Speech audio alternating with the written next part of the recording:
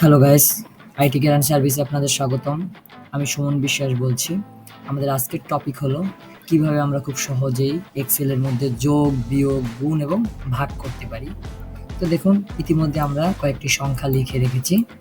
তো সহজেই যদি আমরা এই দুটি সংখ্যাকে যোগ করতে চাই, বিয়োগ করতে চাই, গুণ করতে চাই এবং ভাগ করতে চাই, তো কিভাবে করব? তো ধরুন আমি এই সেলের মধ্যে কি করব, আমার যোগফলটাকে রাখবো। তো রাখার ক্ষেত্রে আমি প্রথমত কি করব, আমার যেকোনো ক্যালকুলেশন জনিত কাজ করার ক্ষেত্রে বা ফর্মুলা বসানোর ক্ষেত্রে আমাদের প্রথমেই কি দিতে হবে, একটা সমান সমান চিহ্ন দিতে হবে। তো প্রথমে আমরা একটা সমান সমান চিহ্ন দিলাম এবং যোগটা দুইভাবে করা যায়। প্রথমত অবস্থায় আমরা যদি এই সেলটার উপরে ক্লিক করি তাহলে অবশ্যই সেল নাম্বারটা চলে আসবে, প্লাস দিব। এবার আমি যদি প্লাস চিহ্ন দিয়ে দ্বিতীয় সেল নাম্বারটা দিয়ে এন্টার ক্লিক করি তাহলে দুটোর যোগফল চলে আসতেছে। এবার দেখুন, যোগটা আরও কয়েকভাবেই করা যায়। এবার ধরেন এইখানে যে ৩টা সংখ্যা আছে, এই ৩টা সংখ্যার যদি আমি একটা যোগফল বের করতে চাই, তাহলে দেখেন একটি মাত্র ক্লিকেই আমি সেটা করতে পারি। সেটা হলো এখানে সেলটার উপরে ক্লিক করে রেখে দেখুন, এই যে হোম রিবনে থাকা অবস্থায় ডান পাশে একটু কি আছে, সাম। এখন দেখুন, এই এটাকে বলা হয় অটো সাম। এটার উপরে ক্লিক করার ক্ষেত্রে যদি আমরা এই সামে ক্লিক করি তাহলে দেখবেন অটোমেটিক্যালি এই উপরে সবগুলো সেল সিলেক্ট হয়ে এই ফর্মুলাটা চলে আসছে এবং যখনই আমরা এন্টারে ক্লিক করলাম তাহলে কি এই ৩টি সংখ্যার যে যোগফলটা ১৫৬ বের হয়ে গেল। মানে আমাকে কিছুই করার প্রয়োজন হলো না, সবকিছু অটোমেটিক্যালি চলে আসলো।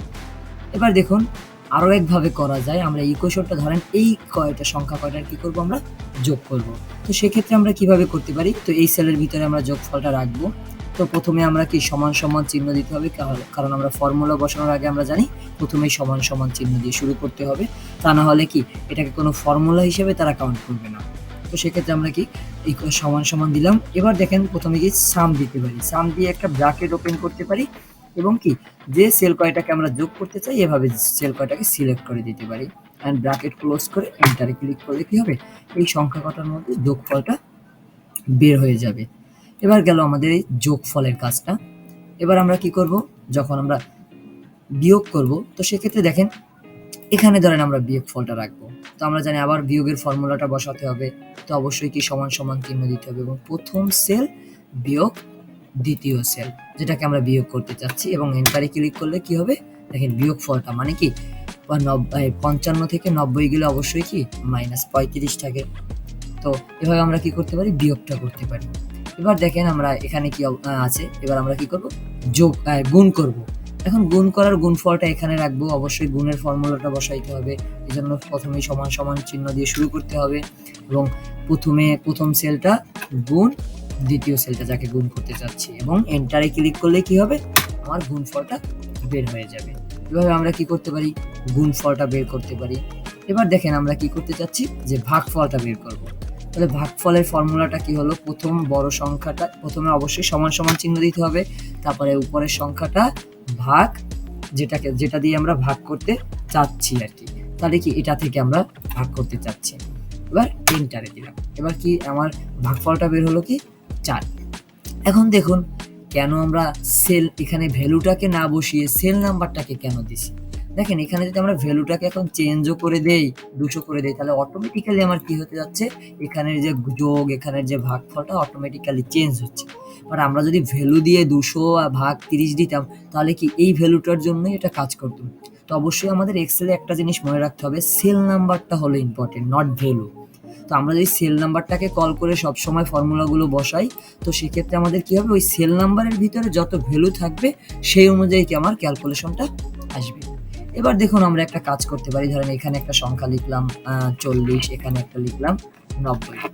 এইখানে যে এই যে সংখ্যাগুলো আছে ১৫টা সংখ্যা, এই সংখ্যাগুলোকে আমি কি করতে চাচ্ছি, যোগ করতে চাচ্ছি।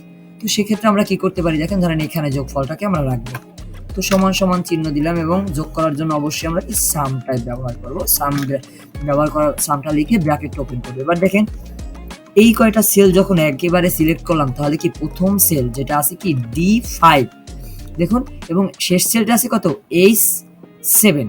তাহলে দেখেন একবারে যখন আমরা করলাম তাহলে সেক্ষেত্রে কি হয়ে যাচ্ছে, একবারে এখানে যতগুলো সেল আছে সবগুলো কি হয়ে যাচ্ছে, যোগ হয়ে যাচ্ছে। এখন দেখেন সেল নাম্বারটা আমরা কিভাবে আইডেন্টিফাই করব, এই যে বললাম আমি এটা হলো D5, এটা হলো H7।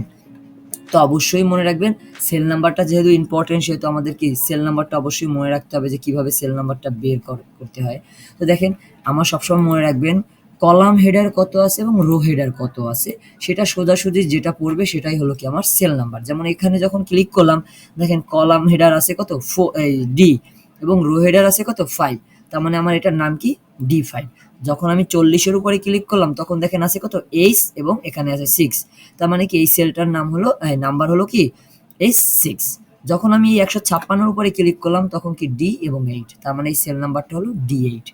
যখন আমি এটার উপরে ক্লিক করলাম তখন দেখেন এখানে কলাম আছে কত J, এবং রো আছে 6, তার মানে এটা হলো কি J6। তাহলে আশা করি আমরা যোগ, বিয়োগ, গুণ, ভাগ এবং সেল নাম্বারটা কিভাবে আইডেন্টিফাই করতে হয় সেটা আমরা বুঝতে পারছি। তো যদিও আমাদের সেল নাম্বারটা ওভাবে হাতে লিখতে হয় না, তার কারণ আমরা সেল নাম্বারের উপরে ফর্মুলা বসানোর মধ্যে ক্লিক করলেই সেল নাম্বারটা চলে আসে, সেক্ষেত্রে আমাদের ভুল হওয়াটা সম্ভাবনা খুবই কম থাকে। তো অবশ্যই আমাদের ভিডিওটি যদি ভালো লেগে থাকে লাইক, শেয়ার এবং কমেন্ট করবেন, এবং সাবস্ক্রাইব তো অবশ্যই করবেন। ধন্যবাদ, ভালো থাকবেন।